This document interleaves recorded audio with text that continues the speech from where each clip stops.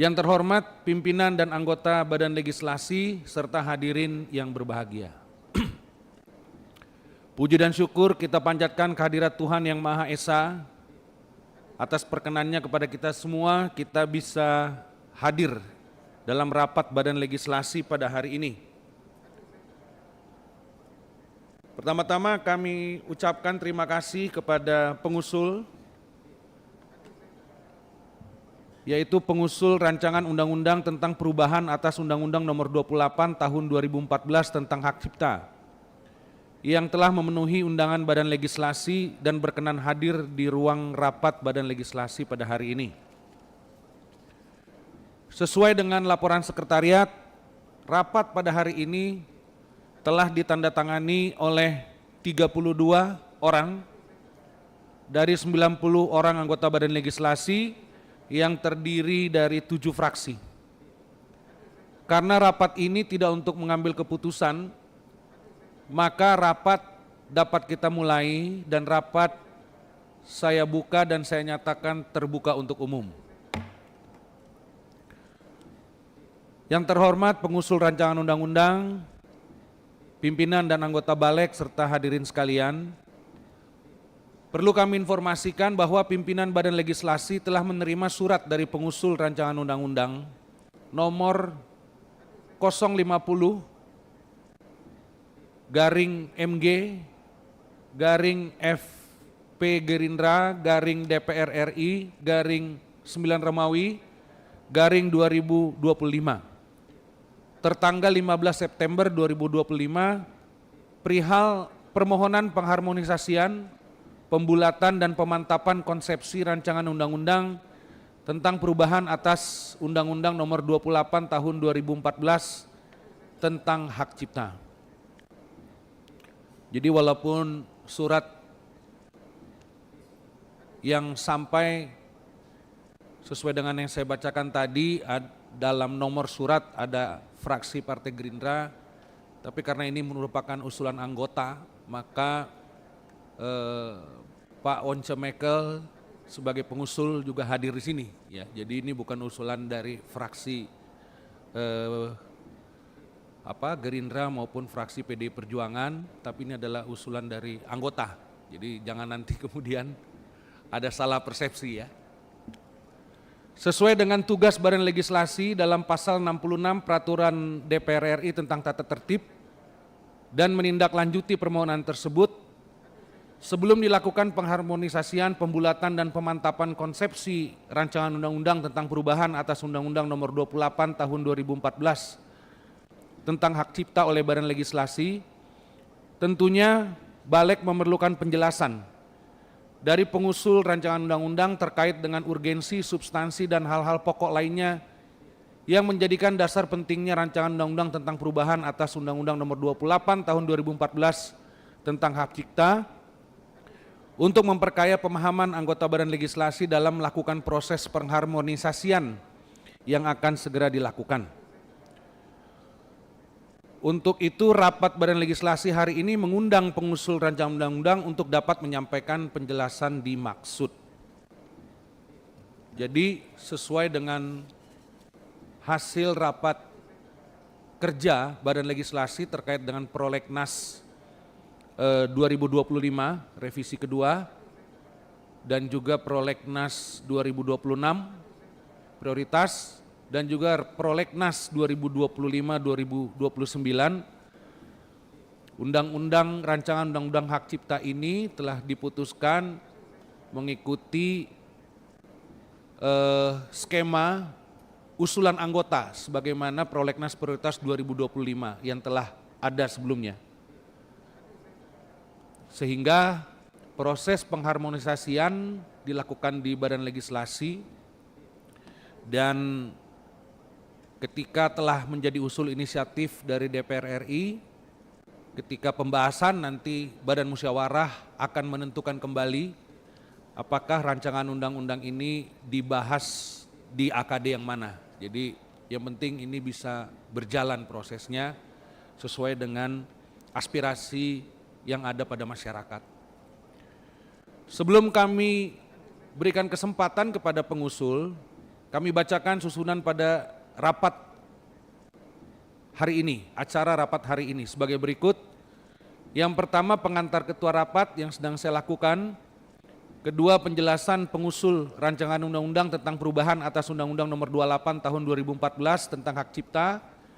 3, tanggapan anggota Balek. Dan 4, penutup. Rapat hari ini akan berlangsung sampai dengan pukul 14.30 atau mau 15, Pak Ketua? 15.00 ya. 15.00 jam 3 sore waktu Indonesia bagian Barat. Dan apabila ada yang masih harus dibicarakan, kita dapat perpanjang sesuai dengan kesepakatan rapat. Apakah acara yang kami bacakan tadi dapat disetujui? Setuju. Baik. Untuk mempersingkat jalannya rapat dan atas izin anggota, kesempatan kami berikan kepada pengusul rancangan undang-undang untuk menyampaikan penjelasan atas rancangan undang-undang tentang perubahan atas Undang-Undang Nomor 28 Tahun 2014 tentang hak cipta. Kami persilakan. Bismillahirrahmanirrahim. Assalamualaikum warahmatullahi wabarakatuh. Terima kasih Bapak Pimpinan dan semua rekan-rekan dari Badan Legislasi DPR RI. Selamat siang. Saya Meli Guslow. Hari ini tanggal 22 September 2025. Saya merupakan momentum penting bagi kita semua dalam proses harmonisasi rancangan undang-undang tentang hak cipta. RUU ini hadir sebagai jawaban atas berbagai dinamika hukum, sosial, dan teknologi yang berkembang begitu cepat dan khususnya di era digitalisasi. RUU Hak Cipta ini bukan hanya sekedar revisi teknis, tetapi merupakan transformasi regulasi yang mendasar. Ada 3 urgensi utama yang melatar belakangi pengusulan RUU ini.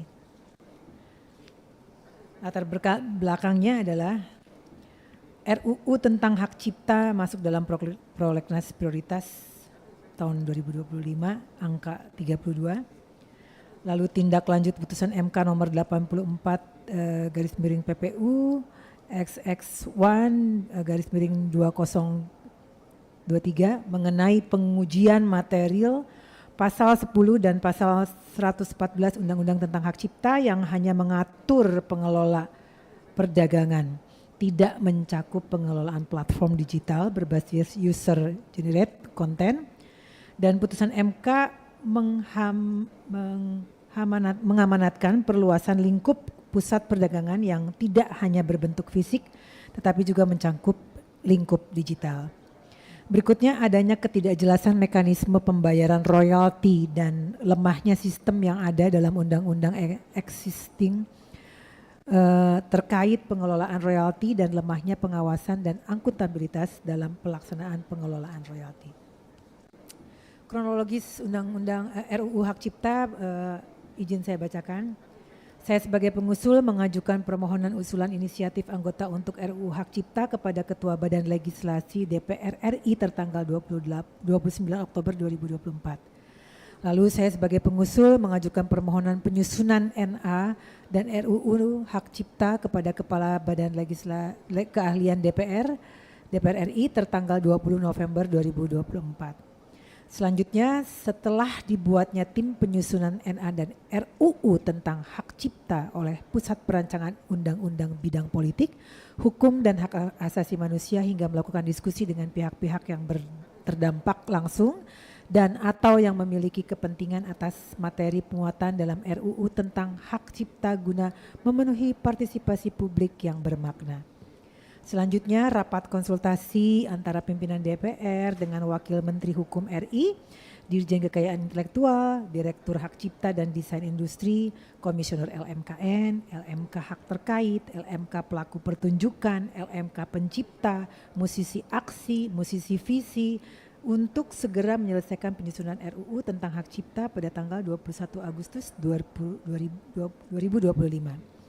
Dan selanjutnya rapat koordinasi antara pimpinan DPR RI bersama pimpinan Komisi 13 DPR RI dan pimpinan Badan Legislasi DPR RI dengan Wakil Menteri Hukum RI, LMKN, aksi dan visi pada tanggal 27 Agustus 2025. RUU Hak Cipta sebagai pengganti Undang-Undang Nomor 28 Tahun 2014. Alasannya penggantian itu adalah Undang-Undang Nomor 28 Tahun 2014 sudah tidak relevan dengan perkembangan teknologi digital, perkembangan elektronik, kecerdasan artifisial dan kebutuhan perlindungan hak cipta di era global. Tujuannya RUU ini adalah menyesuaikan regulasi dengan era digitalisasi dan transformasi teknologi. Juga memberikan perlindungan lebih optimal bagi pencipta, pemegang hak cipta, dan pemilik hak terkait. Mengatur kewajiban dan tanggung jawab platform digital dalam pencegahan pelanggaran. Menjamin perlindungan terhadap ekspresi budaya tradisional dan ciptaan berbasis AI. Meningkatkan kepastian hukum, keadilan, keseimbangan antara hak ekonomi dan akses publik. Implikasinya adalah RUU ini akan menggantikan sepenuhnya Undang-Undang Hak Cipta 2014 dengan sistem pengaturan yang lebih adaptif, modern dan sesuai tantangan era digital.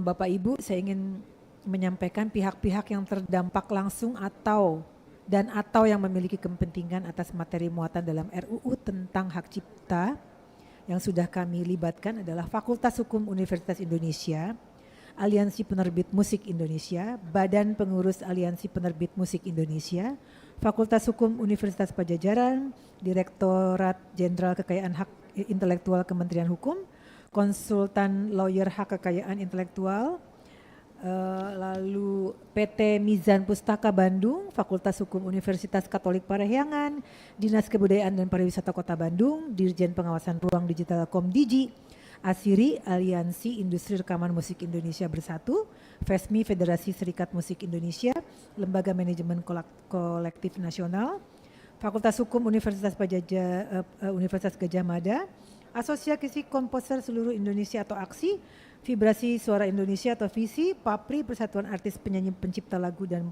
Pemusik Republik Indonesia, VNT Networks.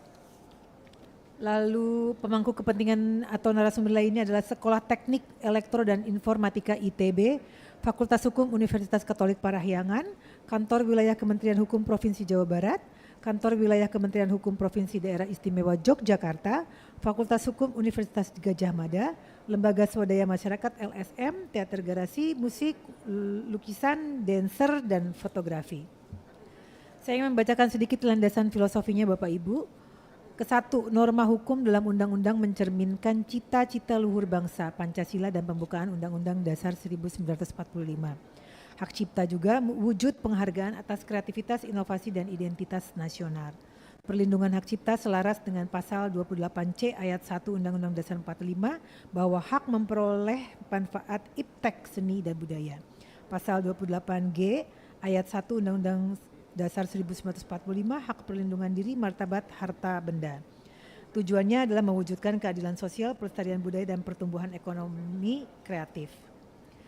Ada landasan sosiologisnya Bapak Ibu adalah perlindungan pencipta, memastikan pengakuan dan imbalan yang layak khususnya di era digital. Lalu akses masyarakat, keseimbangan antara hak pencipta dan akses publik, pendidikan, penelitian dan budaya. Lalu industri kreatif, pilar ekonomi nasional, butuh kepastian hukum agar tumbuh, mencipta lapangan kerja dan meningkatkan kesejahteraan. Lalu yang terakhir adalah kesadaran masyarakat bahwa kesadaran masyarakat itu masih rendah dan perlu edukasi dan sosialisasi agar budaya menghargai karya cipta terbentuk. Landasan sosiologis berikutnya adalah tantangan teknologi, yaitu media sosial, streaming, dan platform digital, butuh regulasi adaptif. Lalu keadilan dan kesetaraan, akses perlindungan hak cipta bagi pencipta dari berbagai latar belakang, pusat, dan daerah. Kolaborasi kreatif, yaitu hukum harus akomodatif terhadap karya bersama, film, musik, seni dan kolaboratif. Lalu pembajakan digital masih dianggap wajar, perlu edukasi intensif dan penegakan hukum. Lalu arah RUU Hak Cipta ini adalah melindungi pencipta, mendukung akses masyarakat, dan mendorong pertumbuhan industri kreatif berkelanjutan.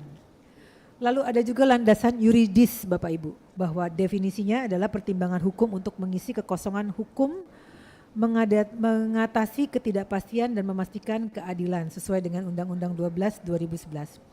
Lalu Undang-Undang Hak Cipta 2014 sudah tidak memadai menghadapi era digital dan AI. Lalu tantangan hukumnya adalah ketidakjelasan perlindungan karya digital dan AI generatif. Hak moral dan hak ekonomi sering diabaikan. Pembajakan digital itu merupakan kerugian pencipta. Proses hukum lambat dan lembaga royalti belum efektif. Tujuan RUU Hak Cipta adalah adaptif dengan teknologi, menjamin kepastian hukum dan memperkuat perlindungan hak moral dan ekonomi.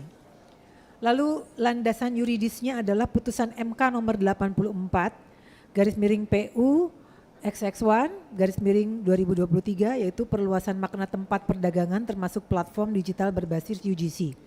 Lalu penegasan tanggung jawab dan sanksi pidana bagi pengelola platform digital. Lalu yang kedua adalah keterkaitan undang-undang lain. Undang-undang lain yang terkait adalah Undang-Undang ITE, Undang-Undang nomor 1 2024 tanggung jawab konten digital. Undang-Undang PDP juga keterkaitan dengan perlindungan data pengguna perjanjian internasional. Lalu juga arah perubahan mengatur lisensi, pengalihan dan DRM digital. Lalu penguatan penegakan hukum dan penghapusan konten ilegal. Lalu keadilan bagi pencipta dari berbagai latar belakang. Lalu instruktur hukum lebih kuat untuk royalti dan penyelesaian yang sengketa. Lalu bab-bab terkait adalah sistematika rancangan undang-undang. Itu bab-babnya bisa Bapak Ibu baca. Lalu materi muatan rancangan undang-undang hak cipta itu mencangkup dengan perlindungan hak cipta dan hak terkait. Bahwa hak moral dan hak ekonomi pencipta termasuk perlindungan dalam format fisik maupun digital. Hak terkait adalah pelaku pertunjukan, produser fonograf dan lembaga penyiaran. Platform digital dan tempat perdagangan. Di antaranya adalah kewajiban platform digital mencegah, mendeteksi dan menghentikan pelanggaran hak cipta. Lalu sanksi administratif bagi pengelola tempat perdagangan fisik maupun digital. Ciptaan digital dan transformasi, pengakuan atas karya cipta, multimedia, permainan video, basis data dan program komputer, lalu transformasi digital diperlakukan sebagai ciptaan tersendiri. Ekspresi budaya tradisional juga tidak kalah pentingnya karena negara sebagai pemegang hak, lalu inventarisasi dan basis data digital, lalu perlindungan dari penyalahgunaan di platform digital. Materi yang memuat undang-undang hak cipta itu termasuk dalam kecerdasan artifisial yaitu AI atau ciptaan berbasis AI. Pembatasan hak cipta, sarana kontrol teknologi dan informasi, dan masa berlaku dan pengalihan. Pokok pengaturannya adalah Menteri membangun sistem pengelolaan royalti secara digital. Nomenklatur Lembaga Manajemen Kolektif Nasional dalam rancangan undang-undang diubah menjadi Komite Manajemen Kolektif yang memiliki tugas antara lain memiliki dan menghimpun royalti berdasarkan pusat data lagu dan atau musik pada layanan publik yang bersifat komersial baik analog maupun digital. Lalu mendistribusikan royalti kepada pencipta, pemegang hak cipta dan pemilik hak terkait melalui LMK di bidang lagu dan atau musik. Pengembangan dan pengelolaan sistem pengelolaan royalti digital. Pokok pengaturan yang kedua, LMK memberikan kuasa substansi kepada Komite Manajemen Kolektif. Pokok pengaturan, LMK memberikan kuasa substitusi kepada Komite Manajemen Kolektif untuk melakukan penarikan royalti. Terus perubahan kewenangan penarikan royalti diberikan kepada Komite Manajemen Kolektif untuk mewujudkan pengelolaan royalti yang transparan dan akuntabel melalui mekanisme satu pintu. LMK mendistribusikan royalti kepada pencipta, pemegang hak cipta dan atau pemilik hak terkait. Lalu pengaturan mengenai pengawasan dan evaluasi bagi LMK dan Komite Manajemen Kolektif oleh pemerintah. Yang berikutnya adalah pengaturan kewajiban bagi LMK dan Komite Manajemen Kolektif untuk melakukan audit kinerja dan audit keuangan paling sedikit 1 tahun sekali dan diumumkan hasilnya dalam laman resmi. Yang terakhir adalah LMK sebagai lembaga yang akuntabel dalam menarik, menghimpun, dan mendistribusikan royalti dengan memanfaatkan sistem berbasis digital dan transparan dalam penyampaian pengelolaan royalti yang dilakukan. Sistem berbasis digital dan transparan digunakan untuk pendataan, penghimpunan, pendistribusian royalti secara real time. Pengaturan berikutnya, pemberian lisensi pertunjukan hak cipta lagu dan atau musik yang bersifat komersial dilakukan hanya melalui lembaga manajemen kolektif. Ketentuan ini ditujukan untuk mempertegas bahwa LMK adalah satu-satunya lembaga yang mengeluarkan lisensi pertunjukan hak cipta lagu dan atau musik. Penegasan pertunjukan ciptaan dalam dilakukan tanpa izin dan pencipta dapat dilakukan tanpa izin dari pencipta atau pemegang hak cipta sepanjang membayar royalti melalui lembaga manajemen kolektif.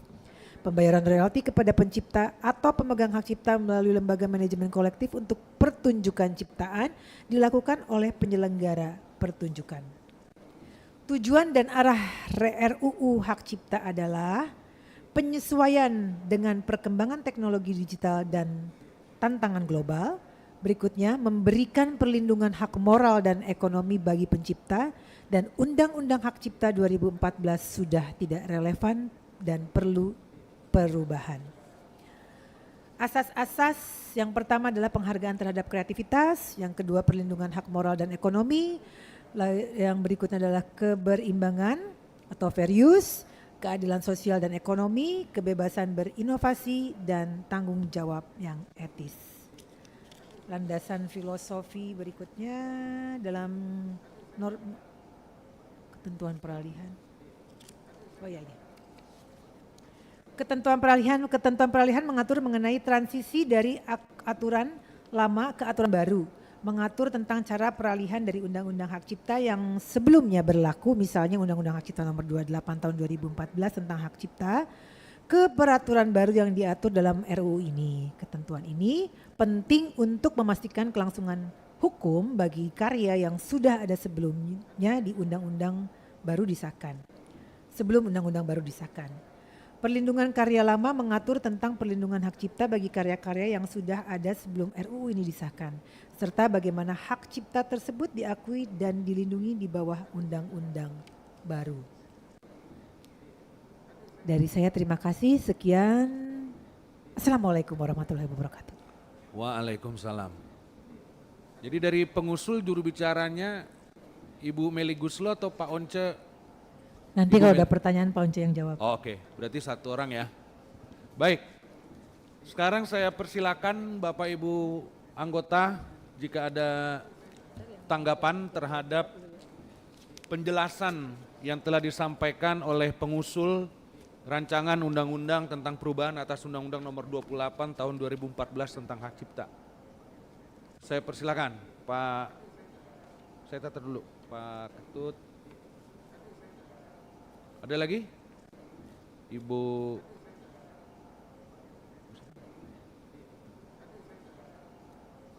Bu Eva ya? Ada lagi? Pak Umbu?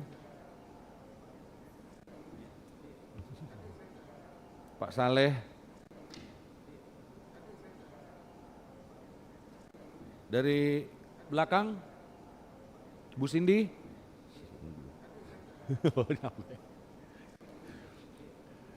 Ini biar ini nih, ini kan Pak Ketut fraksi PDI, ya kan? Bu Eva PKB kan? Pak Umbu Golkar, Pak Saleh PAN. Pak Longki Gerindra. Pak Longki. Ya udah nggak usah dipaksa juga.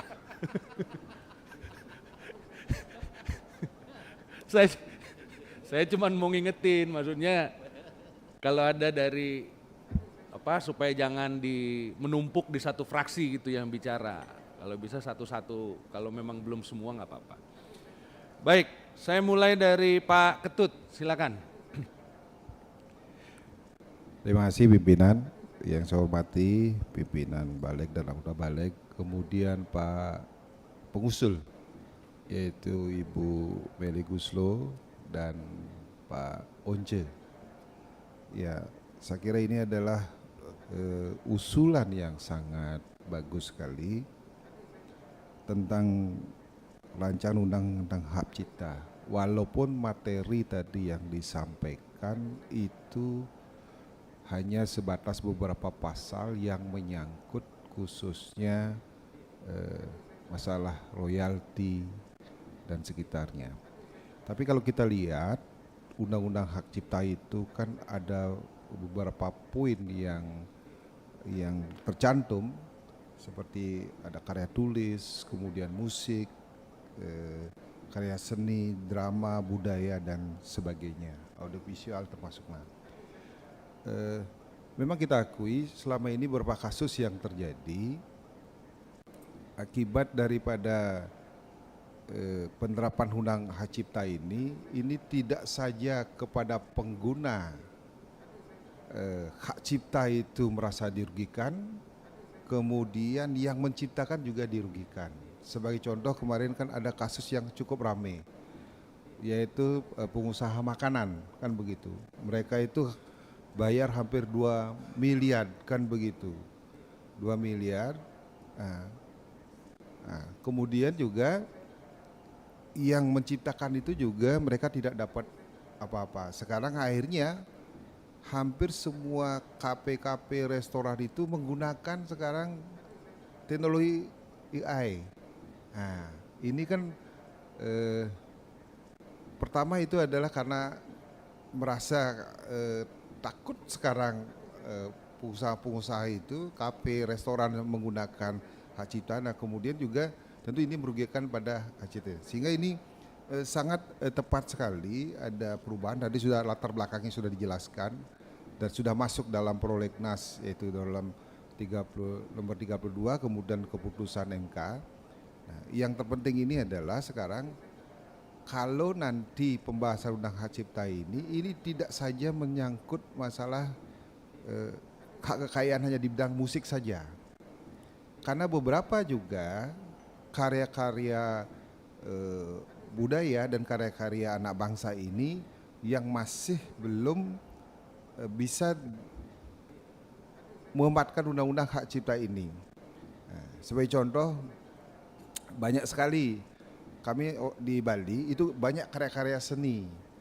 Karya seni berupa seperti mereka bisa melukis, berupa patung dan sebagainya itu sampai saat ini masih sangat kurang sekali mereka itu memanfaatkan hak cipta ini, karena mereka ini aturannya mungkin yang masih belum sempurna ataupun mereka tidak paham. Maka dari itu ini sangat tepat sekali ada usulan ini perubahan harmonisasi rancangan undang-undang hak cipta ini, sehingga nantinya ketika pembahasannya tidak saja apa yang sudah diusulkan oleh teman-teman dari pengusul ini, juga nanti akan mungkin membahas juga terhadap beberapa undang-undang hak cipta atau haki yang lain yang perlu mendapatkan perlindungan. Saya kira ini sangat bagus. Tinggal sekarang nanti bagaimana nanti ini pengusul tadi sudah sangat siap sekali berapa kali melakukan diskusi dengan lembaga pendidikan dan sebagainya.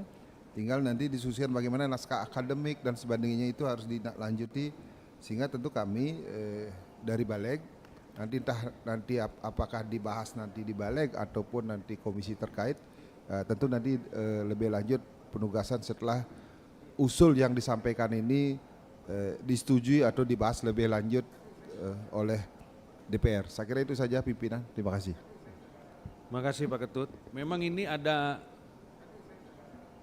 yang terkait lainnya itu adalah undang-undang tentang hak atas kekayaan intelektual, HAKI. Nah, yang tadi Pak Ketut sampaikan itu memang banyak juga beririsan dengan HAKI. Jadi hak cipta ini sebenarnya salah satu dari hak atas kekayaan intelektual. Bagian dari itu. Nah, kalau hak kekayaan intelektual ini lebih luas lagi itu Pak. Jadi motif kalau di Batak namanya kan ulos, kalau di NTT apa Pak? Yang ini kain tenun ini, iya kan? Kaliuda. Iya, itu motif-motif seperti itu juga sebenarnya ada algoritmanya tuh, itu juga bisa hak atas kekayaan intelektual. Nah, jadi yang tadi Pak Ketut nanti saya coba, tadi saya udah langsung tanya tenaga ahli, coba dibuat analisa irisannya supaya kita jangan bersentuhan, maksudnya nanti hak atas kekayaan intelektual kalau memang harus kita bahas dalam kesempatan yang, jadi yang mana nih sebenarnya hak cipta ini gitu. Nanti dikonsiderans. Baik, makasih Pak Ketut. Lanjut ke Ibu Eva. Terima kasih pimpinan. Saya hanya mau menanggapi dan mungkin ini juga masukan untuk royalti dan LMK ini. Saya banyak mendengar mengenai royalti ini di Radio El Sinta, sampai narasumbernya pun berganti-ganti, tapi saya masih belum bisa menganalisa. Karena ini juga masuk dalam komisi saya pimpinan, kebetulan ada di ekonomi kreatif. Nah, terkait dengan LMK ini menjadi basis satu pintu, saya hanya menyoroti mengenai AI.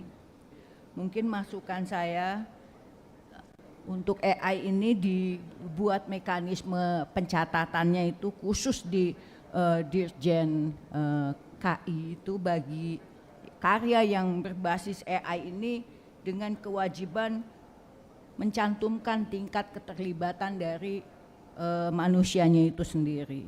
Lalu ada juga masukannya ini indikator untuk kontribusinya ini manusia ini dalam keterlibatan, misalnya konsep atau arahan kreatif, lalu ada pengelolaan akhirnya, dan juga mungkin atur larangannya yang lebih tegas terhadap penyalahgunaan AI ini, misalnya seniman yang fake gitu. Jadi ada imitasi dari gaya seniman ini juga yang tanpa izin ini juga harus ada hukumannya ya, dalam arti mekanisme untuk penyalahgunaan AI ini juga harus ada punishmentnya, ataukah itu dibuat undang-undangnya bagaimana atau apa. Nah ini harus dilihat juga tadi yang indikatornya untuk AI ini, ada keterlibatan manusia tadi dalam pembuatannya. Lalu ada indikator lain lagi tadi yang mengenai apakah AI itu dibuat dalam artian itu AI yang imitasi atau AI yang memang tadi dibuat dengan keterlibatan dari orang atau penciptanya. Mungkin itu pimpinan masukan dari saya. Wabillahi taufiq wal hidayah. Wassalamualaikum warahmatullahi wabarakatuh. Waalaikumsalam. Bapak Umbu, fraksi Golkar Dapil NTT. Terima kasih pimpinan. Selamat siang untuk pengusul RUU dan semua tim. Saya ini background pertama advokat, sama dengan pimpinan juga advokat, dan dulu pernah mengurus KCI ya. Saya pernah bantu KCI, LMK. Ya, saya pernah bantu tahun 2000-an lah. Itu sampai berantem Pak. Jadi saya udah sedikit tidak mengetahui lah ini. Hanya permasalahan lapangan itu memang tentang besaran royalti. Nah ini kita perlu meniru perkembangan di negara-negara yang sudah menjalankan tentang undang-undang hak cipta ini. Seperti di Amerika kan, royalti itu disepakati, dimusyawarahkan bersama asosiasi perhotelan, asosiasi restoran, supaya kita mendapatkan masukan. Gitu. Kita selama yang saya urus KCI itu, royalti itu kan ditentukan oleh LMK. Jadi banyak penolakan di lapangan. Gitu. Itu pertama. Kedua, digitalisasi ini tidak bisa terhindarkan. Yang saya maksud adalah bagaimana kita mendeteksi masyarakat atau pelaku usaha mempergunakan lagu, menggunakan musik gitu. Supaya kita tidak debatable di lapangan.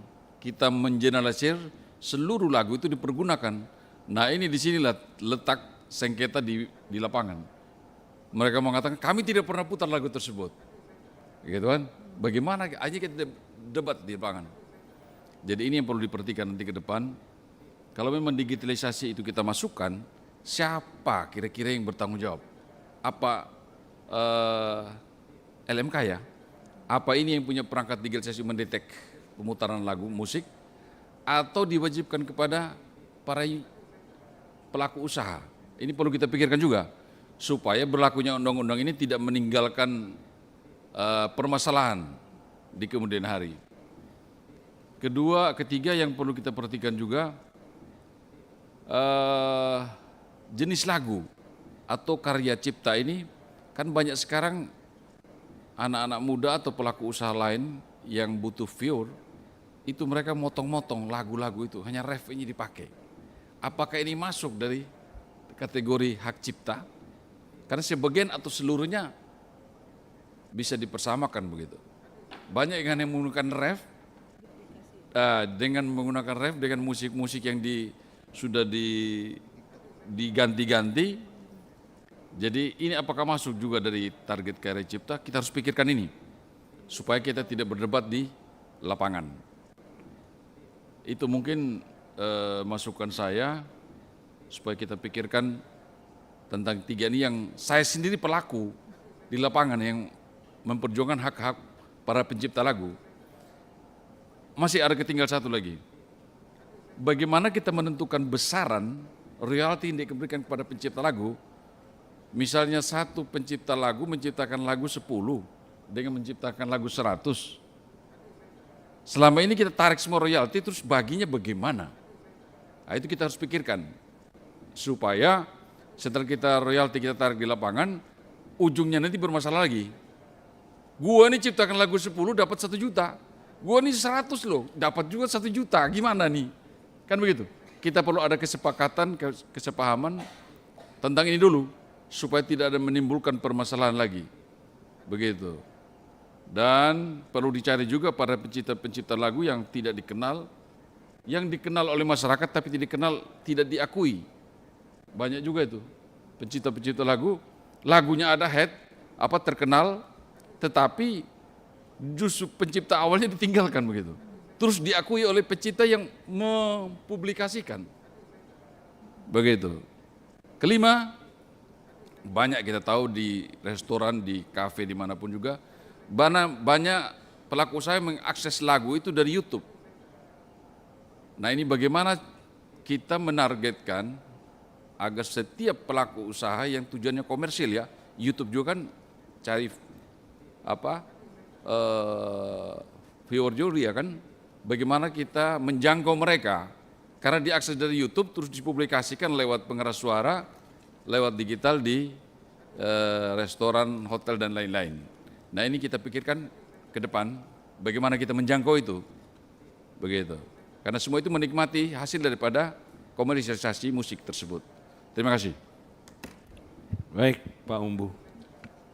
Jadi memang saya rasa seperti yang diusulkan oleh pengusul, bedanya 2014 dengan 2025 adalah sistem digital yang sudah semakin maju. Jadi mungkin nanti kita juga harus cek baik itu ke LMK, LMKN, bahkan kepada platform seperti apa sekarang mekanisme yang terjadi. Karena memang setiap kita mengklik ya, katakan di platform A, untuk kita tidak menyebut nama platformnya, itu kita juga sebenarnya berkontribusi gitu. Ada rupiahnya itu. Nah, itu yang nanti mungkin kita harus cek juga. Makasih ya Pak Umbu. Lanjut ke Pak Saleh. Yap. Dapil Sumatera Utara 2, fraksi PAN. Assalamualaikum warahmatullahi wabarakatuh. Pimpinan dan seluruh anggota Balik. Ibu Meli Guslau sebagai pengusul undang-undang ini. Sebetulnya ini kan diskusi publiknya udah panjang nih Bu kalau saya lihat ya. Jadi kalau bahasa saya perdebatan, bahkan cenderung ada yang pertengkaran juga. Itu sudah sangat sering terjadi di ruang publik. Dan ini sudah menyita banyak perhatian kita juga, terutama yang di DPR.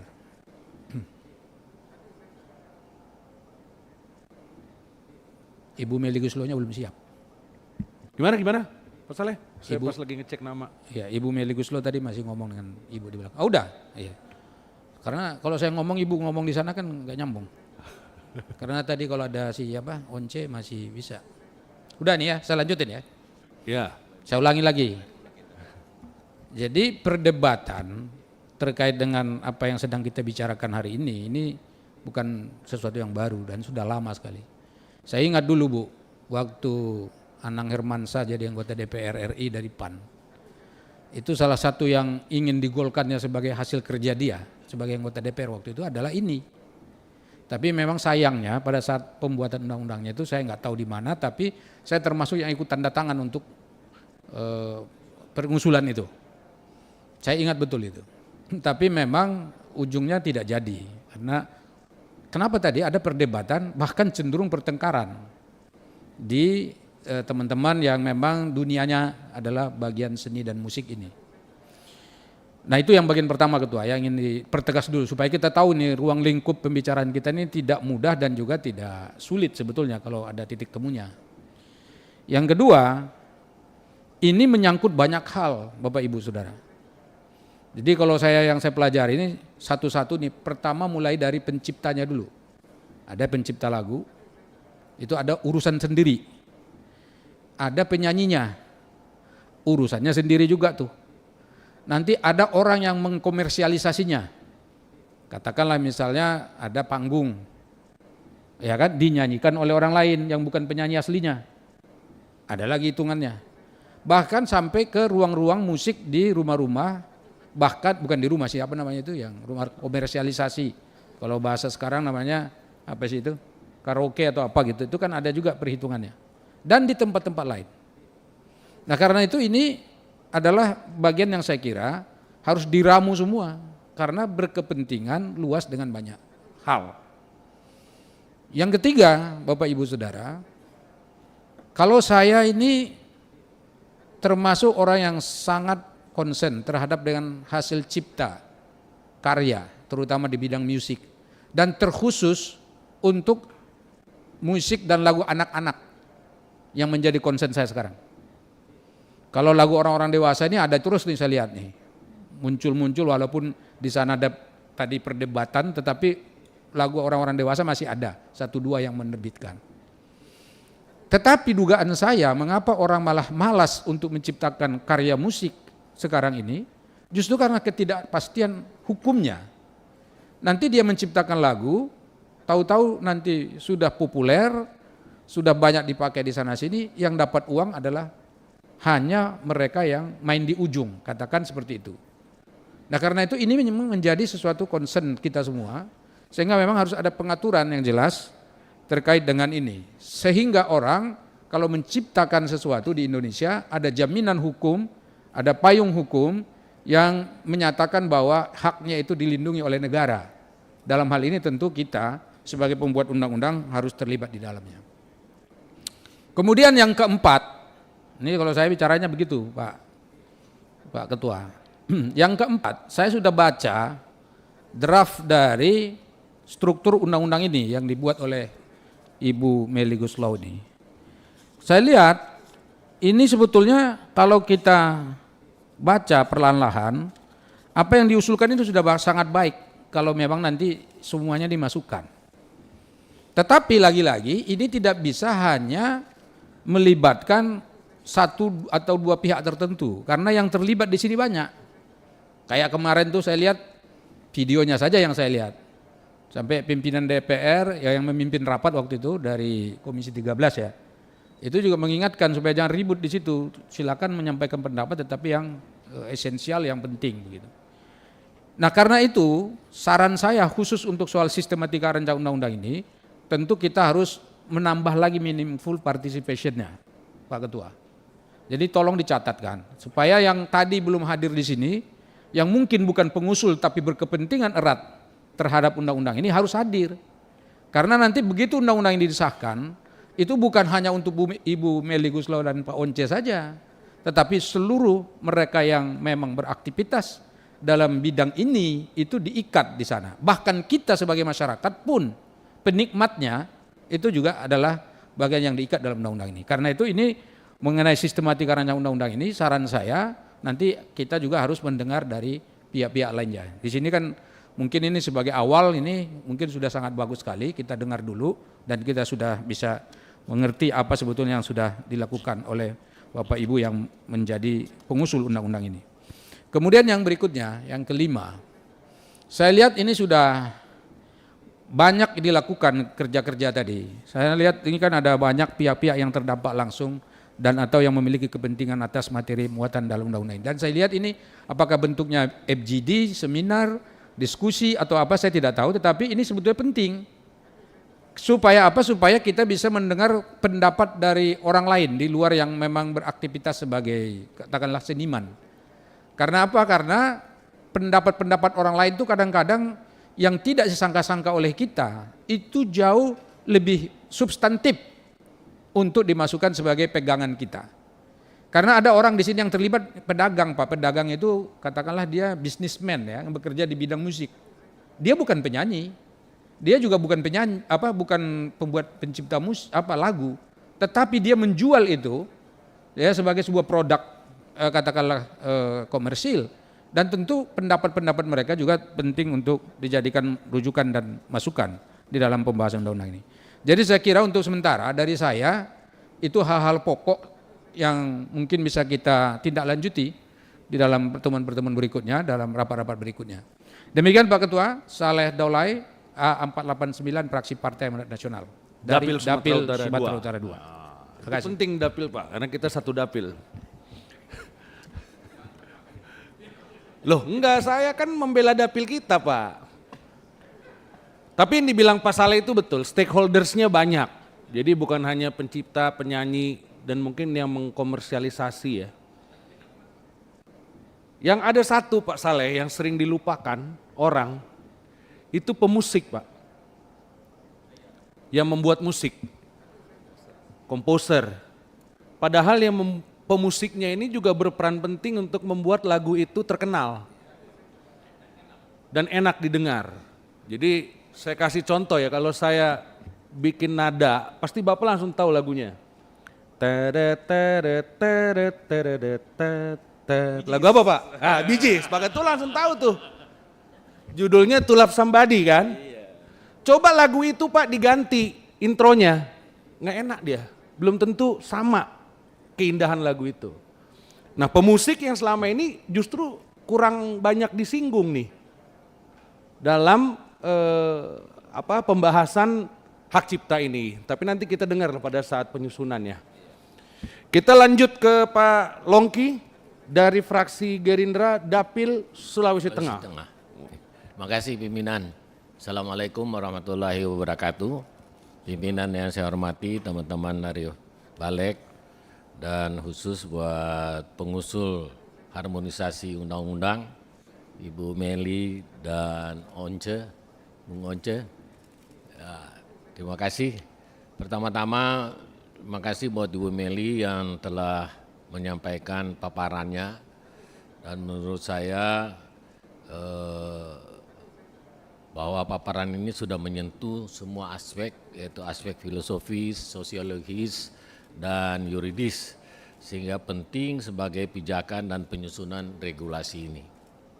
Pertama, sebagai contoh landasan filosofis, saya sependapat bahwa hak cipta bukan semata-mata persoalan hukum, tetapi juga menyangkut penghargaan terhadap kreativitas dan identitas bangsa. Dengan demikian, penguatan perlindungan hak cipta adalah bagian dari upaya menjaga martabat bangsa sekaligus mewujudkan keadilan sosial bagi sebagaimana amanat konstitusi. Yang kedua, dari landasan sosiologis terdapat poin penting yang perlu kita beri perhatian, yaitu persoalan kesadaran masyarakat di tantangan di era digital. Kita tahu bahwa pembajakan masih dianggap hal-hal yang biasa di masyarakat. Ini problem yang sangat serius. Saya menekankan agar RUU ini tidak hanya berhenti sampai di norma hukum, tetapi juga menekankan program edukasi publik yang sistematis, sehingga perlindungan hak cipta tidak hanya dipahami sebagai kewajiban negara, tetapi juga kesadaran kolektif seluruh warga bangsa. Kemudian yang ketiga, landasan yuridis. Saya mencatat bahwa Undang-Undang Hak Cipta tahun 2014 memang sudah tidak memadai lagi dalam menghadapi perkembangan teknologi, khususnya fenomena kecerdasan artifisial AI dan platform digital. Tantangan ini nyata dan mendesak, karena itu saya mengusulkan agar RUU ini memperjelas batasan kepastian hukum tentang satu, ciptaan berbasis AI, sejauh mana kontribusi manusia diakui dan bagaimana mekanisme perlindungannya. Kemudian yang kedua, tanggung jawab platform digital agar tidak terjadi celah hukum yang merugikan pencipta. Kemudian yang ketiga, mekanisme penegakan hukum cepat, mengingat selama ini proses hukum sering terjadi berjalan lambat dan melemahkan posisi pencipta.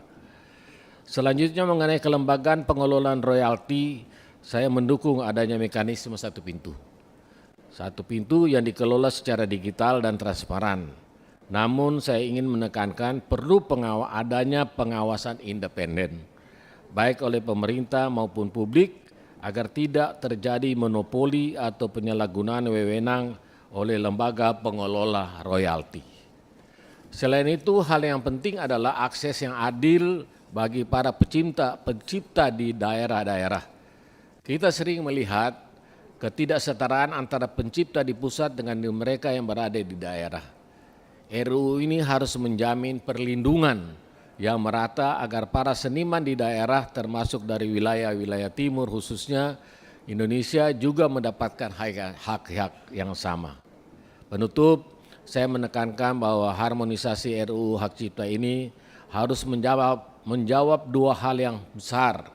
Pertama, perlindungan hak pencipta secara tegas dan kemudian akses masyarakat secara seimbang. Dengan begitu, regulasi ini tidak hanya menjaga hak moral dan ekonomi pencipta, tetapi juga mendorong tumbuhnya industri kreatif nasional yang berkeadilan dan berkelanjutan. Saya kira itulah usul kami. Terima kasih. Wallahu muwaffiq ila aqwamit thoriq. Wassalamualaikum warahmatullahi wabarakatuh. Waalaikumsalam. Baik, habis ya dari anggota. Oke, sekarang pimpinan Pak Ketua silakan.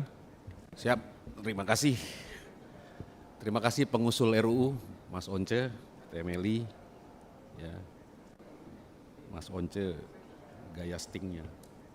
Ini Bang Martin ini tahu saya hobinya sting. Jadi setelah kita pelajari, tadi juga dari beberapa tanggapan, bahwa ada rezim perundang-undangan terkait dengan haki ya, kekayaan intelektual. Itu meliputi Undang-Undang Nomor 28 Tahun 2014 tentang hak cipta, kemudian tentang paten dan tentang merek. Nah, saya ingin sedikit mengulas, ya mungkin teman-teman Bapak Ibu sekalian anggota Balik masih ingat kemarin Wamenkum bicara tentang Swiss generis. Ya, Swiss generis ini karena kecenderungan adalah sustainability atau keberlanjutan daripada ilmu pengetahuan sebenarnya itu. Cuman beliau itu menyatakan semacam kan begitu. Yang kemudian keberlanjutan itu menjadi berdiri sendiri. Nah, pada dasarnya kan ini semuanya adalah kekayaan intelektual. Nah, artinya hak cipta dalam pengertian yang hari ini kita bahas, kita kan hari ini sedang mengharmonisasi. Ya, jadi mengharmonisasi itu memang harus betul-betul memantapkan undang-undangnya, dan justru kita harus tahu keberadaan atau eksistensi dari hak cipta ini ruang lingkupnya sampai di mana saja. Sekalipun dia berdiri sendiri dan menjadi Swiss generis, tetapi dasarnya memang kekayaan intelektual, apakah termasuk bagian daripada lukisan dan sebagainya, karena sudah terbagi tiga nih, hak cipta, paten, dan merek. Udah kebagi tiga ini, ya, dan meliputi haki tadi. Nah, bagian-bagian ini apakah sudah menjadi abstraksi. Karena saya melihat materi muatan RUU Hak Cipta di sini yang menjadi sajian daripada pengusul ada kurang satu, yaitu terkait dengan bagaimana lembaga kolektif. Seharusnya memang dimasukkan dalam bagian daripada materi muatan RUU Hak Cipta. Memang kita belum lihat, tetapi dalam harmonisasi kita memerlukan penekanan terkait dengan materi muatan. Karena yang menjadi perdebatan selama ini terkait juga lembaga kolektifnya.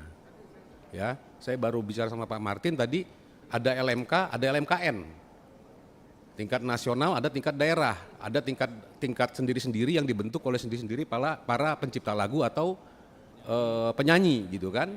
Nah, hal seperti ini harus kita harmonisasi. Inilah tugas kita yang ada di sini. Nah, yang kemudian juga perlu diingat TA dalam mengharmonisasi, tolong pantau juga, kita kan sudah punya AI juga ya terkait dengan undang-undang. Kita lihat lagi peraturan pemerintah nomor 56 tahun 2022 tentang kekayaan intelektual komunal. Ya, jadi jangan sampai nanti bersinggungan. Nah, kalau 3 hal tadi, hak cipta, hak paten, tentang merek sudah sepakat bahwa Indonesia itu adalah kekayaan intelektual, maka hak cipta itu apa saja bagian-bagiannya. Itu yang penting tuh TA. Pelajari itu. Jangan sampai lompat kemana-mana. Atau jangan sampai kurang. Jangan sampai ada yang hilang. Nah, maka oleh karena itu Pak Saleh tadi berpendapat terkait yang belum. Ya, itu kita perlu meaningful partisipasi publik itu Pak Saleh kan. Perlu tambahan-tambahan baru ya agar kita dapat abstraksi Pak. Itu penting sekali. Karena norma pasal, kan kalau dalam pasal yang existing sekarang ini yang tahun 2014, ini kita harus betul-betul melingkupi semua yang menjadi domainnya atau rezimnya hak cipta. Karena dia sudah sui generis hak cipta ini. Dia tidak lagi bergantungan dengan yang memang itu dasarnya adalah kekayaan intelektual. Gitu. Jadi ini yang mesti kita masukkan dalam kerangka harmonisasi. Ya boleh dibalik, saya kira boleh Pak Saleh ya.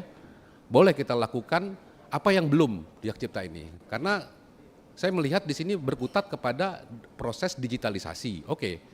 Sekarang apakah lukisan ada di digitalisasi atau apa, bisa jadi. AI tadi Bu Eva nanya tadi kan, AI juga sekarang bisa membuat lukisan-lukisan tersendiri, bahkan orang saja bisa diwujudkan pada sebagai video tiruan gitu kan, dan kemudian dia bisa berbicara meniru suara orang tersebut.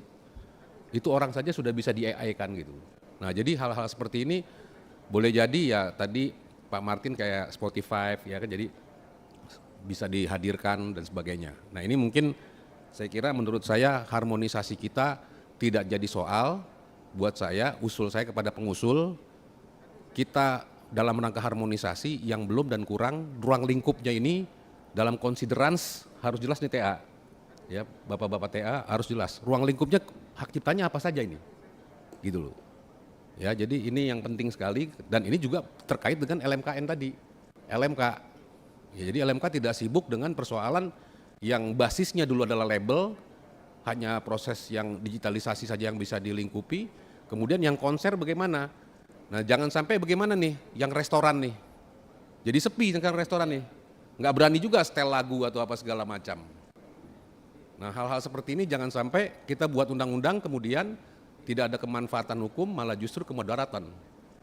Ini kita harus buat kemanfaatan hukum dan terusnya ya untuk kemaslahatan masyarakat gitu. Saya kira itu dari saya, pimpinan. Baik, makasih Pak Ketua. Sebelum saya kembalikan ke pengusul,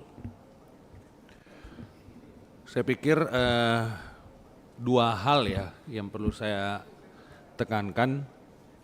Yang pertama, kita memang perlu, ini kan pengusul dua-duanya sebenarnya juga yang mengalami langsung nih Pak Ketua, baik sebagai pencipta maupun penyanyi. Kita tentu tidak ingin para pelaku seni, baik itu pencipta, penyanyi, pemusik, dan lain sebagainya, itu harus istilahnya apa, mati di lumbung padi. Dia sudah menciptakan karya-karya, tapi kemudian tidak mendapatkan manfaat. Kalau itu clear and clean, kita semua tidak ingin seperti itu. Termasuk bahkan yang di daerah-daerah. Dan karena itu Contohnya Martin Manurung lagu Batak. dan teman-teman saya Pak Ketua, banyak sekali itu, banyak sekali pencipta dan penyanyi lagu-lagu daerah ya. Yang kemudian hidupnya juga katakanlah tidak beriringan dengan karya-karya mereka yang berkembang dan populer. Nah, karena itu kita butuh sebenarnya dari pengusul, mungkin nanti dalam rangka harmonisasi kita dengarkan seluruh. Jadi jangan hanya kita terjebak di antara dua apa istilahnya nih, koalisi. Kalau partai politik mungkin koalisi ya. Koalisi antara pencipta dan koalisi antara penyanyi. Tapi kita dengarkan semua, Jadi kita tahu bagaimana sebenarnya yang mekanisme yang paling pas dan itu kena ke mereka langsung. Tidak nyangkut di antara lembaga-lembaga yang ada. Nah, ini kita perlu lihat secara detil tata kelolanya menurut saya ya. Tata kelolanya seperti apa. Dan kalau memang ada sistem digital dengan adanya sekarang kemajuan digital, bagaimana kita memanfaatkan sistem digital ini untuk memotong juga mata rantai royalti yang ada ini. Ini juga kita perlu dengarkan dari sistem digital. Nah, yang sama pentingnya dengan itu, kita ingin seluruh pelaku seni tetap mendapat manfaat dari karyanya, tetapi juga tidak kemudian mempersulit pelaku usaha, utamanya pelaku usaha mikro, kecil dan menengah. Nah, ini juga harus kita perhatikan. Ya, jangan sampai kemudian tadi seperti kata Pak Ketua, karena ketakutan akan membayar royalti kemudian mereka sendiri tidak memutar apapun. Karena mungkin karena ketidakjelasan juga. Ya, kita kemarin sempat dihebohkan misalnya untuk tiap restoran atau kafe itu dibayar per kursi, misalnya seperti itu. Padahal kursi ini kita tahu tidak semua hari juga penuh. Nah, bagaimana sih sebenarnya mekanisme yang harus diatur? Mungkin bukan per kursi dibayar, tapi dengan mekanisme yang lain, apakah berdasarkan OSS. Sekarang kan waktu undang-undang ini dibuat kan belum ada OSS. Nah, sekarang sudah ada OSS dengan klasifikasi usaha yang jelas. Nah, itu salah satu contoh menurut saya. Jadi ini yang perlu kita exercise. Saya pikir itu dari saya. Sekarang saya kembalikan ke pengusul untuk menanggapi. Tidak perlu juga terlalu detail satu-satu karena toh juga ini nanti dibahas pada saat kita harmonisasi. Tapi mungkin yang penting-penting. Silakan Ibu Meli. Ya, terima kasih semua atas masukannya. Yang pertama yang mesti digarisbawahi, saya kebetulan berada di beberapa titik. Saya penyanyi, saya pencipta lagu, saya penulis skrip film, saya produser film juga. Jadi saya berada di banyak tempat. Dan saya juga penulis buku. Saya sudah pernah merilis 3 buku. Jadi semua yang terkait dengan hal royalti tersebut saya mengalaminya langsung. Oleh sebab itu saya ingin mengadakan revisi undang-undang ini karena saya merasa satu-satunya warisan saya yang tertinggi untuk anak cucu saya adalah karya-karya saya. Saya punya 600 lagu, saya punya 4 film, skrip saya banyak, buku saya 3, tapi sampai sekarang saya untuk leasing atau untuk KPR rumah saja karya-karya saya tidak. Bukunya buku tentang apa, Teh? Tentang musik. Tentang musik. Tentang musik dan tentang cerpen cinta-cinta segala macam. Ya, itu tidak bisa jadi jaminan. Jadi sebetulnya profesi kami ini profesi yang cukup besar untuk memberikan pajak kepada negara, tapi in return kita tidak pernah mendapatkan hal yang baik. Seperti contohnya kita konser saja, saya harus konser di tenis indoor yang mana itu gedung diperuntukkan untuk tenis bukan untuk musik. Jadi sebetulnya kami juga belum pernah mendapatkan hal yang baik gitu. Saya ingin menanggapi sedikit saja untuk masalah NA dan RUU untuk hal lain di bidang musik. Sebetulnya untuk sastra, buku, cerpen, puisi, novel, karya tulis itu sudah ada di sana. Masalah plagiat, penciptaan ulang tanpa izin juga sudah ada di NA itu. Terus di dalam RUU juga penguatan pelindungan atas distribusi digital, platform, dan pengakuan moral right penulis juga sudah ada di situ. Terus mengenai AI ini kita mengatur di draft RUU hak cipta ada 7 ciptaan berbasis, bab 7 ciptaan berbasis AI. Dan ada kewajiban deklarasi dan yang mewajibkan keterlibatan manusia. Jadi bukan cuma mesin tapi manusia juga sudah terlibat. Tapi saya juga waktu itu sempat berdiskusi dengan BKD bahwa AI ini karena begitu rinci dan begitu detailnya mungkin memerlukan undang-undang tersendiri menurut saya ya.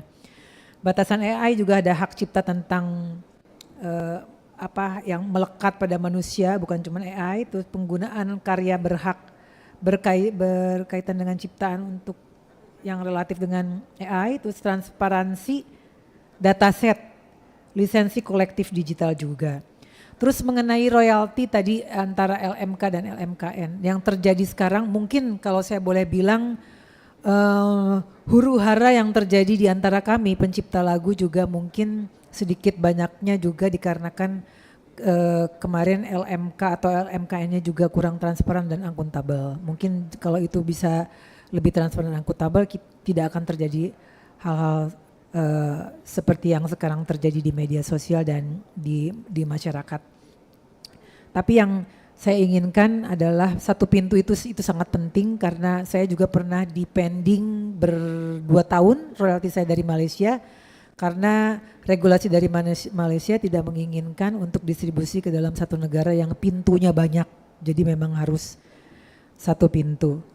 Terus hal lain lagi terkait dengan pengawasan kinerja LMK dan LMKN juga mungkin nanti harus lebih transparan dan harus ada audit dari pemerintah juga sehingga tidak ada lagi yang tidak transparan atau tidak sesuai dengan yang dibayangkan oleh para pemegang hak cipta. Untuk Pak Ketut dalam RUU sudah diatur mengenai setiap orang yang memanfaatkan ciptaan atau produk hak terkait secara non komersial itu tidak membayar royalti. Lalu yang sekarang sedang beredar juga di media sosial bahwa restoran dan lain sebagainya itu harus bayar royalti. Sebetulnya di dalam Undang-Undang tahun 2014 tahun nomor 28 itu sudah diatur sedemikian rupa memang seperti itu. Saya sendiri bingung kenapa sekarang baru diributkan. Apakah LMK atau LMKN-nya tidak pernah menagih sehingga ketika sekarang ditagih jadi sesuatu hal yang aneh. Padahal sebetulnya di dalam undang-undang kemarin itu sudah diatur memang harus membayar. Setiap orang yang memakai hak cipta itu harus membayar royalti. Jadi mungkin karena ini judulnya harmonisasi adalah penyelarasan dan penyesuaian gitu ya. Jadi memang kita perlu banyak juga bicara dan mengundang stakeholder, saya setuju karena saya yakin walaupun nanti kita melahirkan undang-undang hak cipta, revisi ataupun bentuk baru, tidak mungkin kita membahagiakan semua pihak, tapi insya Allah ini menjadi sesuatu yang baik dan besar khususnya untuk semua pemegang hak cipta di Indonesia dan untuk Indonesia sendiri. Dari saya segitu, mungkin dari Once mau menambahkan atau mau nyanyi Ce? Ntar viral kalau nyanyi. Oke, Pak Once mau tambahkan silakan. Cek. Assalamualaikum warahmatullahi wabarakatuh. Pimpinan dan anggota Balek ya, yang saya sangat hormati, rekan saya Meli. Saya mungkin menambahkan beberapa poin ya. Ini saya catat tadi beberapa masukan yang bagus sekali. Pertama yang ingin saya sampaikan bahwa agenda undang-undang hak cipta ini bukan satu agenda yang bisa katakan mengada-ngada. Bukan. Ini persoalan yang serius. Bukan karena disebabkan masalah 1-2 orang. tapi adalah sebuah masalah real yang memang harus kita bahas. Saya beruntung bahwa di 2024 ini saya mendapat kesempatan menjadi salah satu anggota DPR bersama juga Mbak Meli, sehingga kita bisa membawa ini semua, agenda ini bukan semata-mata untuk kepentingan pribadi, tapi saya dan tentu saja Teh Meli, rekan saya, ini kami berpikir bukan untuk kepentingan satu, dua, apalagi pribadi Pak ya. Ini untuk kepentingan kita semua. Satu hal yang mungkin saya ingin garis bawahi sebelum mungkin membahas sedikit ya ke beberapa hal yang lebih detail. Agenda daripada hak cipta ini benar tadi Pak Nongki ya mengatakan. Ini agenda kita sebagai bangsa, ini soal martabat dan ini soal daya kreasi kita dan satu industri kita yang kemungkinan tentu saja kita percaya akan membawa kemaslahatan untuk orang banyak, membuka banyak pekerjaan.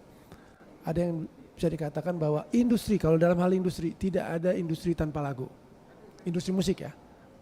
Jadi kita pertama memang harus melindungi para pencipta, namun juga pihak-pihak yang terkait di dalamnya, penyanyi, pemusik, pemilik rekaman dan sebagainya. Bapak Ibu sekalian, agenda ini adalah seperti saya katakan bukan agenda pribadi, kita memperjuangkan apa yang menjadi agenda besar. Saya sendiri percaya Bapak Ibu, bahwa bangsa yang maju itu dimulai dari perlindungan haki.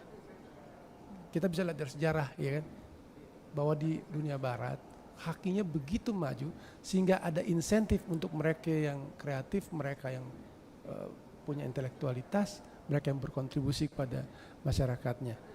Jadi harus memang ada satu imbalan, katakanlah dalam konteks ini royalti yang memang diatur. Hari ini Bapak Ibu kita ada di era yang berbeda memang dibanding 2014. Tadi sudah disampaikan oleh Pak Martin bahwa di saat ini kita bisa dikatakan hidup di masa depan.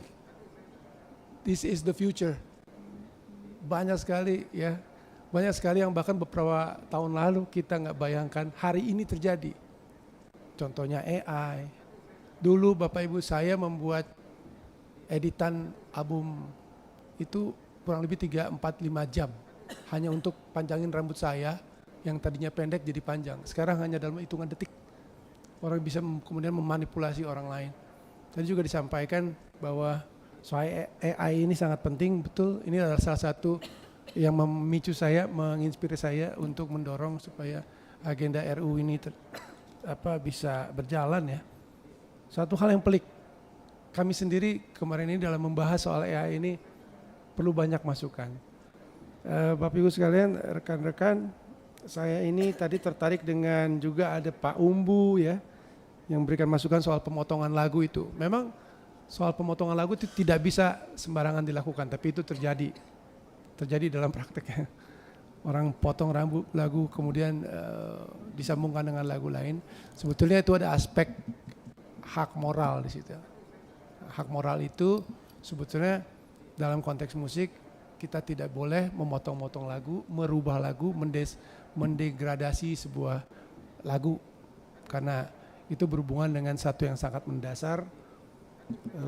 Kemudian juga tadi saya lihat ada Pak Saleh ya untuk lagu anak-anak gitu. Memang saat ini kita krisis lagu anak-anak. Tentu ada hubungannya dengan para pencipta yang merasa mungkin insentifnya kurang, jadi kayaknya lebih baik bikin pekerjaan yang lain aja daripada bikin lagu anak-anak. Dan ini sangat meresahkan. Beberapa rekan saya adalah aktivis dari lagu anak-anak seperti Mbak Tika Bisono, ya, Kak Seto, Mulyadi. Mereka mengkhawatirkan ini, kok kita nggak punya lagu anak-anak yang baik ya, sehingga anak-anak banyak mendengarkan lagu orang dewasa. Meaningful participation memang penting sekali. Selain pencipta, pelaku pertunjukan, Bapak Ibu, kemudian pemilik label, tapi yang terpenting adalah masyarakat. Karena masyarakat sebenarnya dalam konteks pembicaraan kita hari ini memiliki hak atas akses untuk pertama menikmati seni itu. Dan kemudian juga mengambil manfaat. Nah ini satu aturan yang kita tahu mendasar dalam negara kita. Jadi kesenian kita tidak berdiri sendiri, ada konteks masyarakat di situ yang harus dilindungi. Jadi hari ini sebetulnya kita memang berbicara bagaimana supaya perlindungan untuk pencipta, perlindungan untuk pelaku pertunjukan, apakah itu penyanyi, pemusik, arranger, harus juga seimbang dengan akses untuk masyarakat. Nah, banyak kemarin polemik yang seperti cukup panjang ya. Satu hal, teman-teman pencipta itu ingin supaya haknya dilindungi, itu satu hal yang betul. Tapi di lain pihak para penyanyi dan masyarakat juga perlu diatur aksesnya. Saya juga ingin menyinggung sedikit tentang tadi Pak Martin ya, menyampaikan soal LMK itu. Memang Pak, selain daripada agenda utama kita yaitu harmonisasi pasal-pasal yang di Undang-Undang 28 2014 ini kita rasa perlu diperkuat ya, supaya tidak menimbulkan multi interpretasi, tidak menimbulkan gesekan dan polemik yang tidak berkesudahan.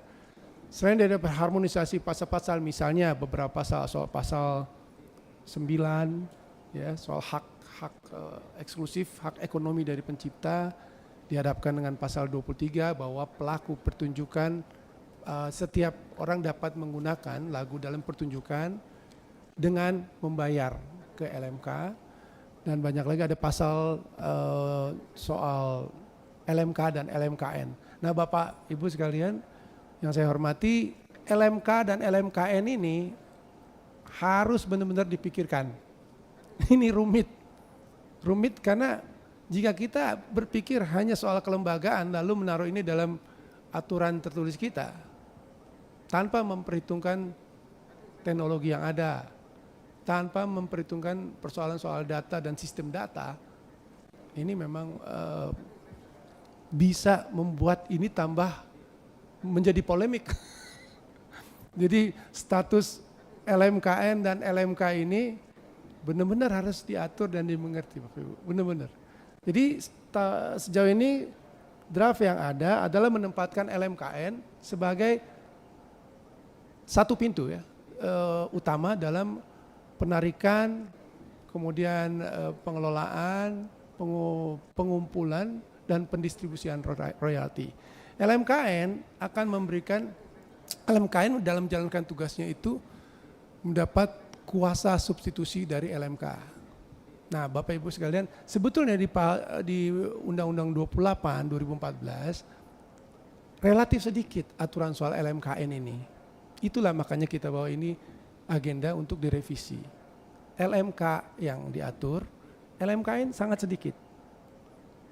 Yang diatur soal LMKN ini, LMKN itu diatur di PP-nya, di PP 56 2021 dan di Permenkumham yang belakangan keluar ya tahun nomor 27 ya, 2025 kemarin. Jadi LMKN dalam status dan kelembagaannya kuat itu di level PP dan di level Permenkum, tapi tidak di level undang-undang.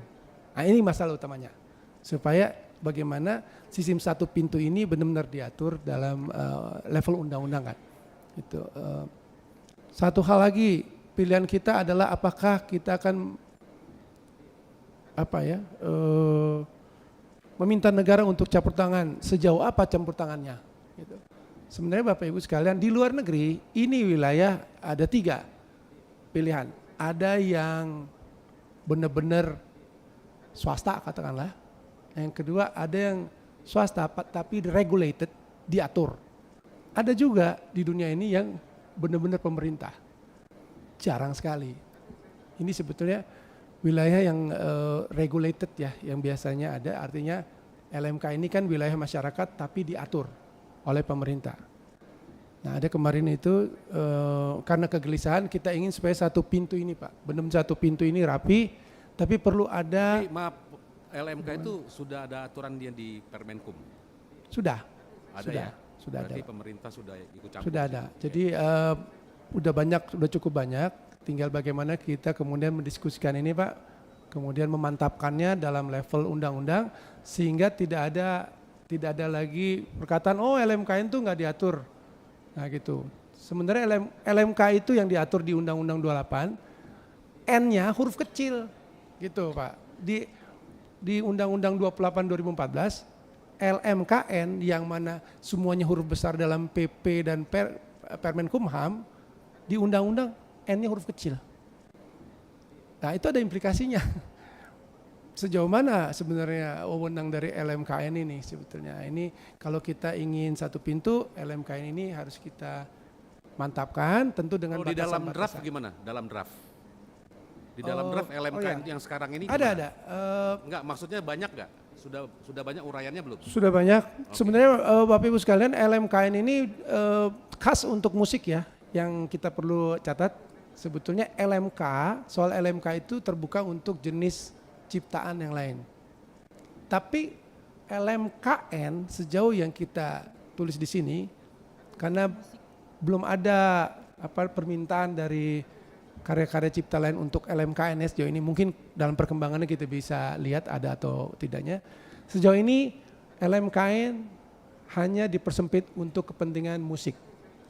Kalau LMK untuk semua. Nah itu saya kira itu ada diatur banyak sekali di sini persyaratan untuk supaya LMK efektif, kemudian LMKN ini menjadi satu pintu. Nah ada syarat-syaratnya.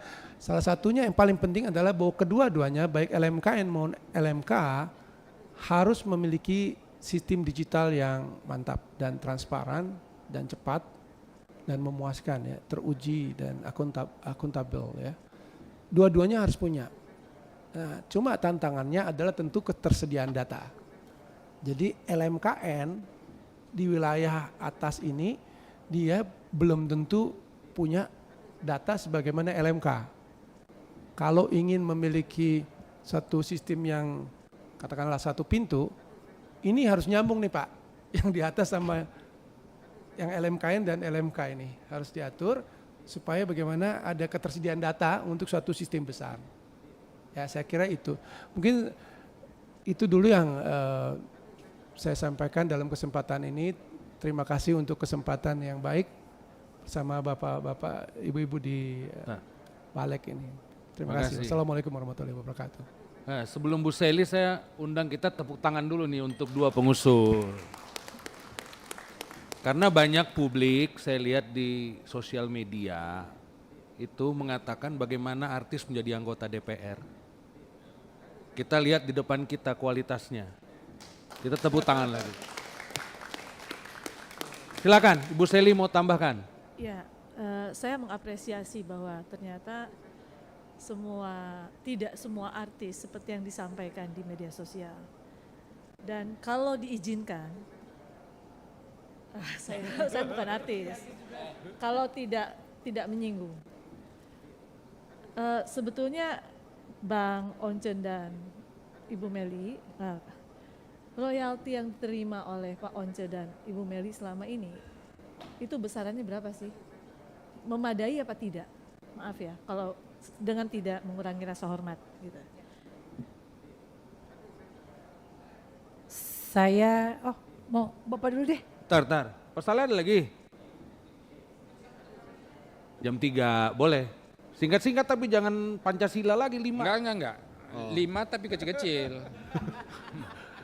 Sila pertama aja Pak, ya kan? Tapi dari yang 5 itu tadi belum dijawab semua, tapi nanti mungkin Nanti ke kan depan kita akan dijawab. pembahasan. Iya. Saya begini aja Pak Once, saya kemarin duduk di Kuala Lumpur 2 hari yang lalu. Makan di restoran, semua lagu yang diputar di sana itu lagu-lagu Indonesia Pak. Saya sampai panggil kok tuh waitersnya saya tanya, Anda ngerti nggak lagu Indonesia ini? Karena berbeda kalau kita dengar lagu Malaysia Pak. Kalau lagu Malaysia kita kan ada sedikit 1-2 kata yang mungkin kurang pas di kita. Saya tanya, benar-benar saya panggil Pak. Dan mereka mengatakan mereka mengerti penuh dan bahkan sangat entertain. Jadi mereka merasa sangat terhibur dengan lagu-lagu Indonesia. Apa yang ingin saya tekankan dalam pertanyaan saya yang berikutnya ini adalah, ini soal konsep hubungan kita dengan negara-negara lain. Sebab apa? Negara lain juga membuat aturan yang sejenis dengan ini dengan kita. Maka kita tidak sembarangan juga memutar lagu-lagu orang dari luar memakai dengan seenaknya di sini di Indonesia ya. Karena itu ini penting menurut saya juga masuk dalam bagian yang akan dimasukkan dalam undang-undang ini. Tadi kan saya belum lihat secara detail ya soal dengan negara-negara lainnya. Makasih Ketua. Makasih. Oke, udah yang tambahan udah ya. Siapa yang mau menanggapi? Bu Meli, Pak Once, yang mana dulu? Rundingan Bu Meli ya. Untuk royalti, saya kebetulan yang senang membuka royalti di Instagram saya. Karena itu juga untuk supaya semua orang tahu bahwa royalti itu bukan seperti gaji tetap ya, yang setiap bulan dapatnya segitu. Jadi saya pernah dapat 500 juta saya pernah, tapi saya juga pernah dapat 175.000. Ya, nah itu ketika saya tanya kenapa saya dapat segitu, misalnya kenapa saya dapat 100.000, kenapa enggak 100 juta, itu tidak dapat datanya secara akurat. Begitupun bulan sebaliknya, kenapa saya dapat 100 juta, kenapa enggak 10.000, itu juga saya enggak dapat data akurat. Lalu saya boleh menambahkan tadi mengenai soal Malaysia, betul lagu Indonesia itu sangat besar di Malaysia, tapi sayangnya saya sebagai pencipta lagu, saya pernah 2 kali ke pending untuk royaltinya. Dan saya pernah menjadi royalti yang terbesar, lebih besar dari Yovie Widianto, yang padahal Mas Yovie itu lagunya seperti yang kita tahu semua ya, nggak ada lagu beliau yang nggak hits. Tapi kenapa ternyata royalti saya lebih besar? Ternyata setelah diungkap royalti saya tuh besar karena hits di luar negeri, di Malaysia dan di Singapura dan di Brunei. Artinya rate di luar Indonesia itu besar. Salah satu platform yang sekarang besar di Indonesia itu kita cuma 0,5 perak Pak per streaming. Lagu Korea itu 10 perak. Jadi memang negara itu harus hadir karena kalau enggak kita tuh semuanya enggak mendapatkan hak yang selayaknya di sini dan luar negeri memandang sebelah mata kepada Indonesia karena rate kita ini Undang-Undang Hak Cipta ketika direvisi ini semua platform ngajak ketemuan sama saya, YouTube, Google, Spotify, iTunes dan lain sebagainya karena mereka takut sekali pemerintah hadir dan membuat regulasi baru mengenai rate. Karena rate di Indonesia itu sangat amat kecil dan menguntungkan untuk mereka. Seperti itu. Once tambahin. Oke. Mungkin saya tambahkan sedikit Bapak Ibu. Di luar negeri pun dalam konteks digital musik ini sebenarnya relatif sedikit. Kecil juga untuk mereka. Katakanlah untuk seorang Taylor Swift. Dia kan protes juga tuh. Karena aplikasi di luar negeri itu memberikan dia kecil. Tapi lebih kecil lagi yang diberikan oleh aplikasi ini kepada orang Indonesia. Jadi kalau di luar negeri itu $0,004. Itu di Amerika. Di kita 10%-nya itu dari itu. Jadi Berarti tambah 0 lagi itu. Jadi kalau misalnya di luar negeri itu $0,004 itu sekitar 60 perak. Kalau saya nggak salah ngitung ya, mohon dikoreksi kalau saya. Kurang lebih itu musisi barat loh. Jadi 1 kali lagu diputar, mereka hanya dapat 60 sekian 70 perak. Diputar di Spotify gitu ya. Di Indonesia Bapak Ibu, itu kurang dari itu, 6 perak. Kalau mungkin bisa dirupiahkan ya. Angka ini pun kita nggak bisa dengan mudah tahu. Karena orang di luar itu bilang musik digitalnya dengan perhitungannya, aduh seperti mitos gitu. Bagaimana ngitungnya dan sebagainya, sangat rumit. Jadi memang Bapak Ibu mohon maklum, ini musik ini sebuah bidang itu yang katakanlah sebetulnya rumit banget gitu, rumit banget. Kami ini musisi kalau mau dapat uang tuh nggak bisa ngomong, kita mesti pakai kontrak. Justru di dalam musik itu hukum itu sangat penting, Nggak ada musisi profesional yang dapat uang tanpa kontrak, bohong deh, nggak ada. Baik itu manggung maupun digital dan rekaman ya Mel ya. Jadi semua, bayangkan kalau kami itu salah-salah bikin kontrak semuanya berantakan. Belum lagi di ranah tadi negara nggak hadir. Negara memang harus hadir supaya kita punya bargaining position ya.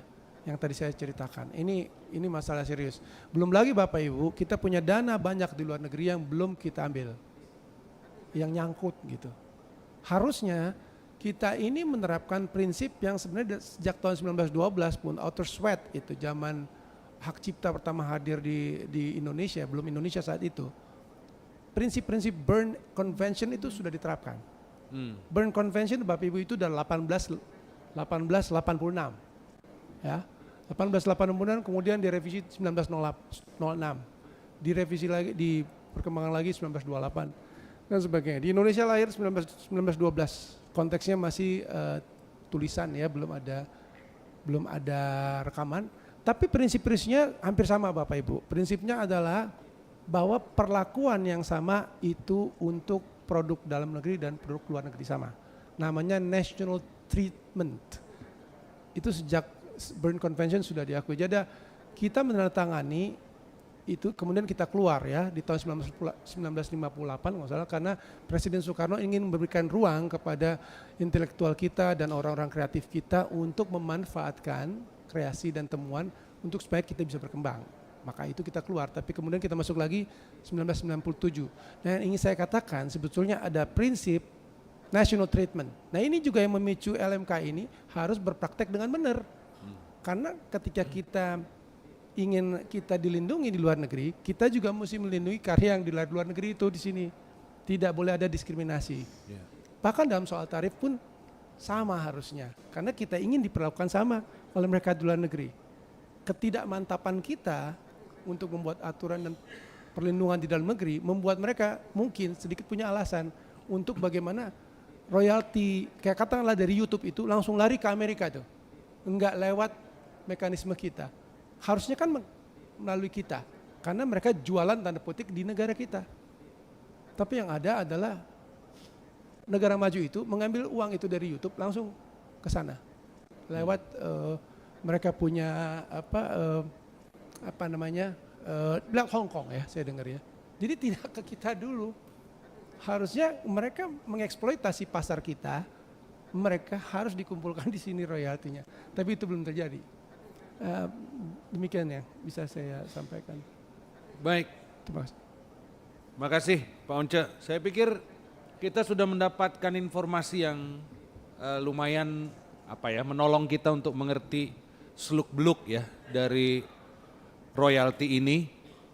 Dan tadi seperti saya katakan, bukan tidak mungkin kita juga akan panggil aplikator-aplikator yang terkait dengan Undang-Undang Hak Cipta ini supaya kita juga tahu tata kelolanya mereka seperti apa. Dan jika terkait dengan LMK sudah pasti Ketua, yang terkait dengan remittance. Ya, nanti kita juga harus dengarkan juga mungkin dari mungkin di kementerian, baik Kementerian Hukum ya, dan juga mungkin Kementerian Keuangan kita harus dengar. Dan